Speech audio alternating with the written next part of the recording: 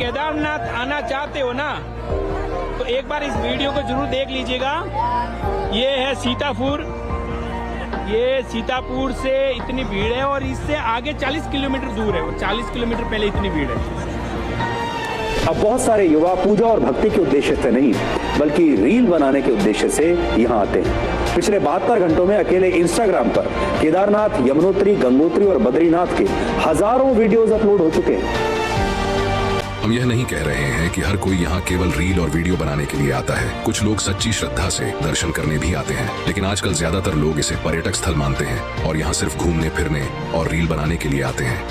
आज मैं एक ऐसी बात कहने जा रहा हूँ जो शायद थोड़ी कड़वी लगे, पर कभी कभी कड़वी बातें भी अंदर तक उतर जाती हैं अगर दिल से सुनी जाए तो। आज के तीर्थ स्थलों की कुछ ऐसी ही सच्चाई है। मैं ये नहीं कह रहा कि सभी लोग ऐसा ही कर रहे हैं, लेकिन जब गलत चीजें आम हो जाती हैं तो सही लोग भी उस भीड़ में कहीं खो जाते हैं। एक बार खुद से पूछिए, क्या यह तीर्थ स्थल कोई हिल स्टेशन है क्या? जिन जगहों को हमारे धर्म ग्रंथों में देवताओं की तपोभूमि, ऋषियों की तपोस्थली और आध्यात्मिक शुद्धि का केंद्र कहा गया है, वहां आज लोग सेल्फी स्टिक्स लेकर घूम रहे हैं। रील्स बनाई जा रही हैं जिसमें बैकग्राउंड में भजन है और फोरग्राउंड में डांस स्टेप्स। अगर आपका भी यही प्लान था कि केदारनाथ जाकर रील्स बनानी है, दिखानी है अपनी भक्ति दुनिया को, तो एक सेकंड रुक जाइए और सोचिए, क्या यह उचित है? क्या ऐसा करना सही है? आप भी जानते ही होंगे कहीं ना कहीं अंदर से ये सब करते हुए एक असलियत की चुभन महसूस होती है। आज के समय में भक्ति एक काल्पनिक शब्द बन के रह चुकी है, एक ऐसी वस्तु जो इंस्टाग्राम के कैप्शंस में अच्छी लगती है। #blessed, #spiritual vibes, #Kedarnath diaries और न जाने क्या क्या। पर अंदर से शायद हम खुद भी जानते हैं कि ये सब सिर्फ एक दिखावा बन चुका है।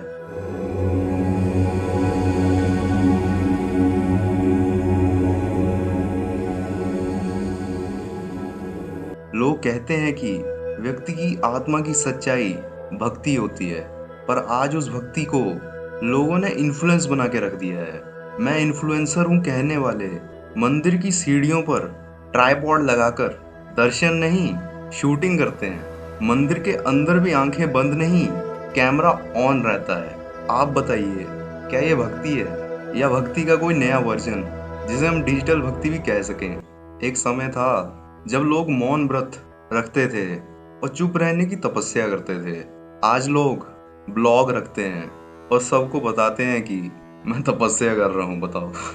जिन पहाड़ों में कभी ओम नमः शिवाय की ध्वनि गूंजती थी, आज उन्हीं पहाड़ों में डीजे वाले बाबू की धुन बजती है। जिन घाटियों में संतों और सन्यासियों ने सन्यास की दीक्षा ली, आज वहाँ फोटोशूट चलते हैं। तो फिर सवाल ये उठता है, क्या हम भूल गए कि भक्ति दिखाने की नहीं, महसूस करने की चीज है? आप जब तीर्थ यात्रा पर जाते हैं तो कैमरा नहीं, अपना मन अपने साथ लेकर जाएं। अपनी इच्छाओं का, अपने अहंकार का और अपने लाइक्स और व्यूज का मोह त्याग कर मंदिर की ओर जाएं। और एक बार जरूर सोचें कि आप भगवान के दर्शन करने जा रहे हैं या दर्शन कराने जा रहे हैं। भगवान हर जगह है, पर तीर्थ स्थल आपके लिए एक इंट्रोस्पेक्शन का स्थल होते हैं। और जब आप वहां भी सिर्फ फोन की स्क्रीन से ही दुनिया को दिखाने में लगे हैं, तो फिर आप भगवान को भला कहाँ देख पाएंगे? भक्ति का मूल मंत्र क्या है? विनम्रता, श्रद्धा और सन्नता। जहाँ अहंकार होता है वहाँ भक्ति कभी नहीं होती। जब आप किसी मंदिर में जाते हैं तो उस शिखर को मत देखिए जो ऊपर दिख रहा है, बल्कि उस नींव को समझने की कोशिश करिए जिस पर वो मंदिर खड़ा है। आप इन्फ्लुएंसर बनना चाहते हो, बहुत ही अच्छी बात है, पर अगर आप सच में प्रभाव छोड़ना चाहते हो तो अपनी भक्ति का प्रभाव पहले छोड़िए, अपने जीवन में दिखाइए, फिर फीड में दिखाइए। अगर आप इस बार किसी तीर्थ यात्रा पर जा रहे हैं तो एक बार खुद से यह सवाल जरूर कीजिएगा कि मैं भगवान के दर्शन करने जा रहा हूँ या सिर्फ दुनिया को दिखाने के लिए? क्योंकि भक्ति एक यात्रा है, कैमरा के लिए नहीं, आत्मा के लिए।